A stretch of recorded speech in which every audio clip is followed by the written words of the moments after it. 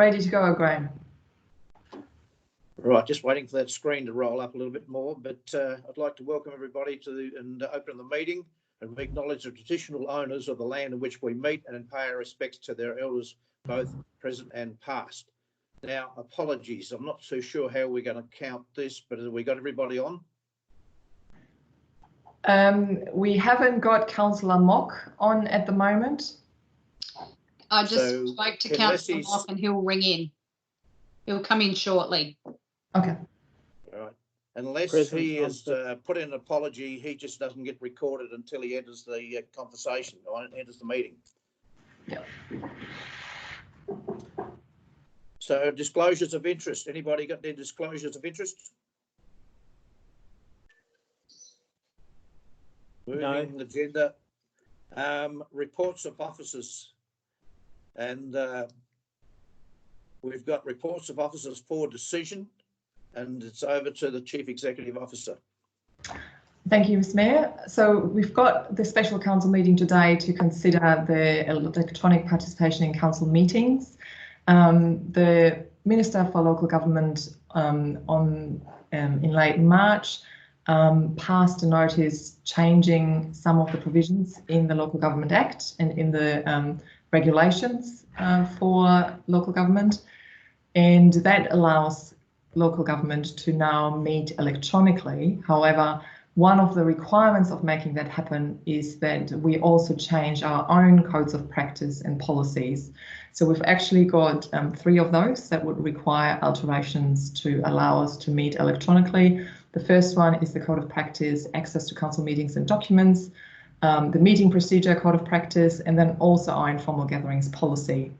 So all of this obviously is in response to the public health emergency that the state government declared earlier this year in regards to COVID-19.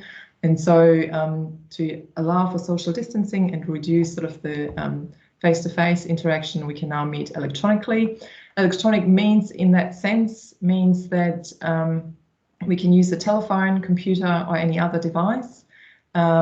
Where we can provide a system that provides for audio and video, we have to use both.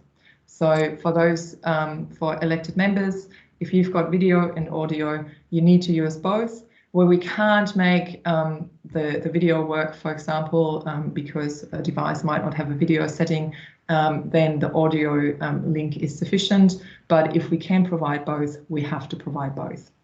We also have to continue to provide public access to the meetings. The first preference that is expressed in the notice is for meetings to be live streamed as they happen. For us, we're still working on resolving how we get the meeting up while it is happening. There's a few systems changes and so on, and software requirements that we're still working through. But the second option is to record the meeting and put it up as soon as possible after the council meeting. So in our case, we would just load it up to YouTube and we provide a link to that on the council website. So we're working currently on putting that in place.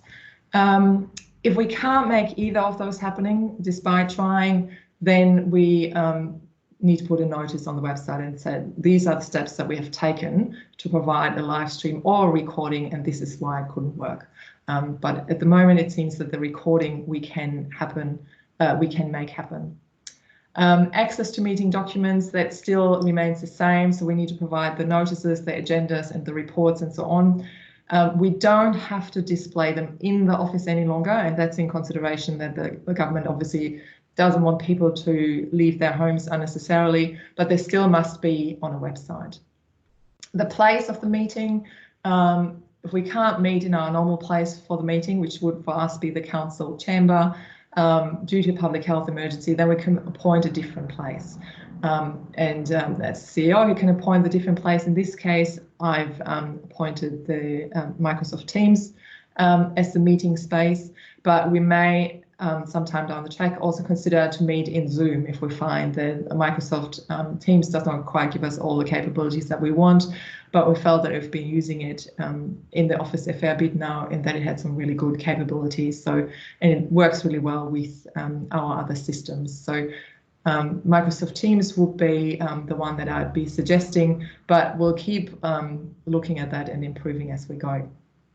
Meeting procedure, obviously, as I said before, we do need to make some changes to our codes of practice on that. The notice varies how those voting procedures happen. Obviously, it's a little bit challenging to see all of us on the screen and see what we're doing. So the notice allows for verbal indication of voting in the affirmative or negative. So we can do that by saying yes or no. Conflict of interest, obviously those provisions haven't changed, but what has changed is what you do when you have a conflict of interest. Oh, I'm hearing a horrendous noise. In a conflict of interest, obviously you physically are not leaving the room any longer. You would need to leave the meeting. And the way Microsoft Teams works is that you can leave the meeting and then rejoin it at the right time again. So, and that's a process that we can see when you leave and when you join again. Petitions and deputations. So the notice provides some options for those to be delivered and presented. We actually have some petitions for our council meeting on the 14th. So we at the moment will just include them in the report and share them that way. But this is about how people might make those submissions. And in the variation to our codes of practice, I've included that they may be emailed, they may be sent in a hard copy, or they may be dropped off.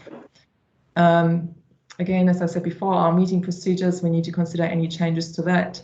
The way that I've dealt with our particular codes of practice is that I have added a clause at the end that talks about the current public health emergency.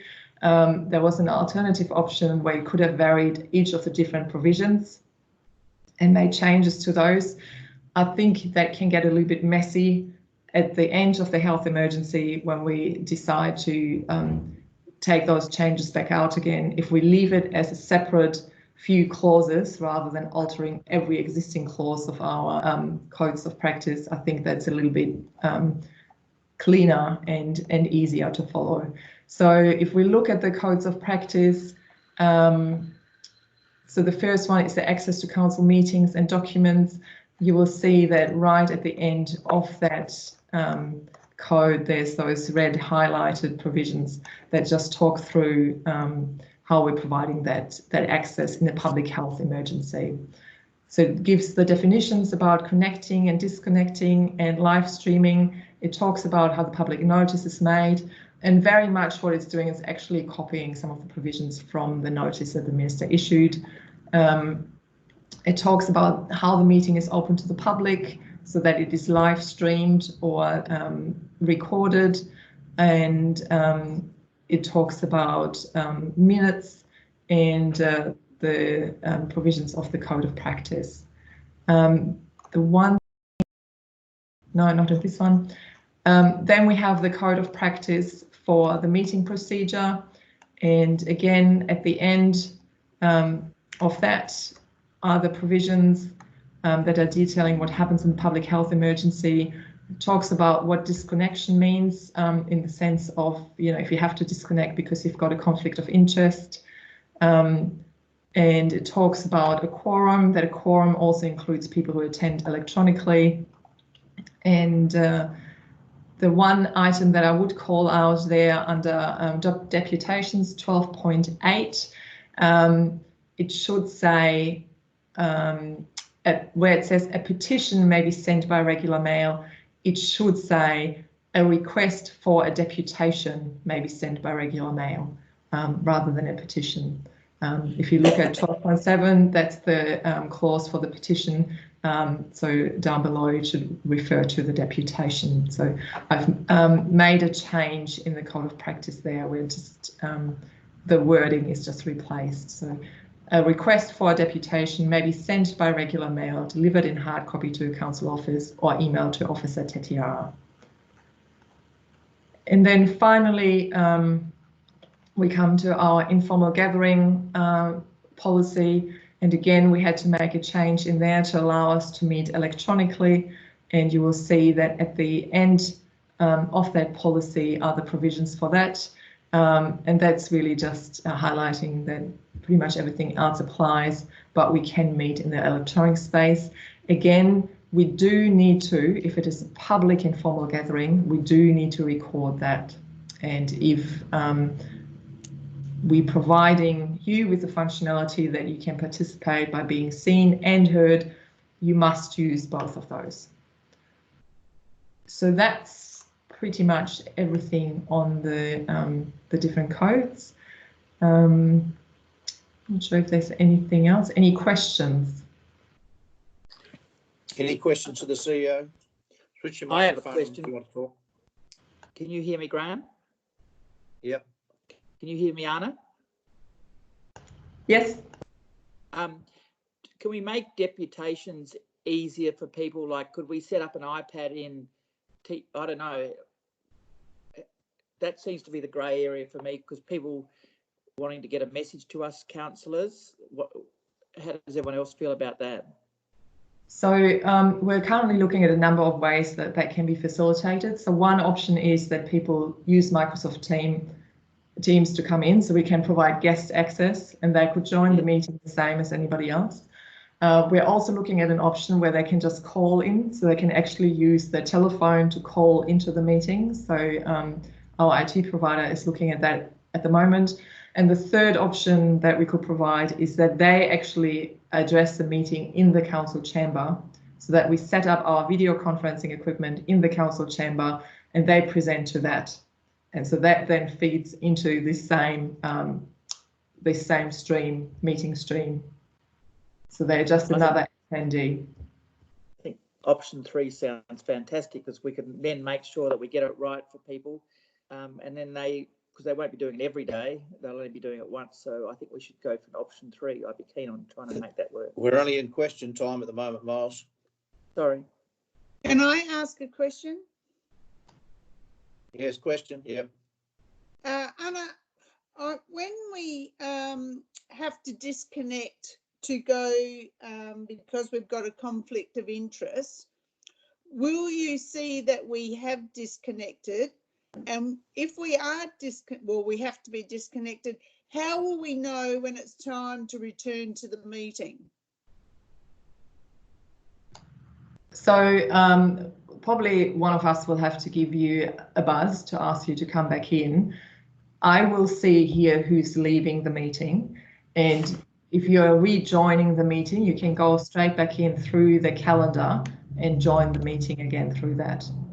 There's also an option where if you're saying you want to leave the meeting, I can remove you, and then you get a little pop-up that asks you to rejoin, and you would click that when one of us gives you a call to tell you to come back in. Okay, I've got one. What happens if we get hacked?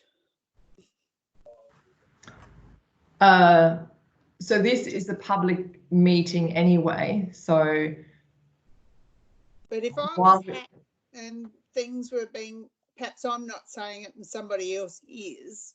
Yeah. I don't think it's a big issue, but I just was interested to see how. And when we're live streamed, people can't comment or try and hack into them, can we? No, and the notice is actually, and so is the advice from the minister, is actually quite clear that public access means that you can view the meeting. During a normal council meeting, you can't just speak whenever during a council meeting either. So as long as we can provide an avenue for people during the public forum to address the council, and our meeting procedure actually asks people to let us know beforehand if they want to address us. So we need to provide that space for people to address us during the public forum. And I think there's a number of avenues that we can use to make that happen. But for the meeting itself, people just need to be able to see what is happening. They're not participating in the sense of engaging and providing comment. Okay, thank you. Any more questions?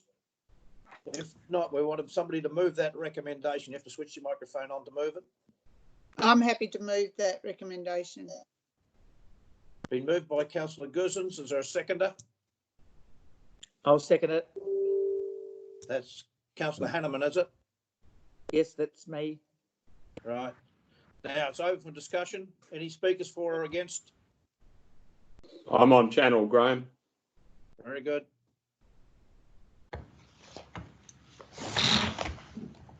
That was Councillor Mock, was it? It was. Do you wish to speak? No, have you got my picture? No, I haven't. Yeah. Now we have, yep. Okay. Do you wish to speak to the motion? A recommendation? No. No. All right. Is there any further speakers for or against? If not, if you're voting for the motion, switch your microphone on and say yes. Yes. Yes. Yes, Miles. Ken McInerney, yes. All right. Sounds like quite a few there. Switch your microphone on if you want to record no. There's no no's. So the recommendation is carried. And moving on to, where are we up to? Do we have to do the other meeting one as well? Is that on the agenda or not? Are you there? Sorry, what was the other meeting one? Oh, the what was it called? The where we're not having a meeting, we just have an open discussion. Oh, the informal gathering. Informal gathering. That's what I'm trying to think of. Do we have to have a recommendation there or not?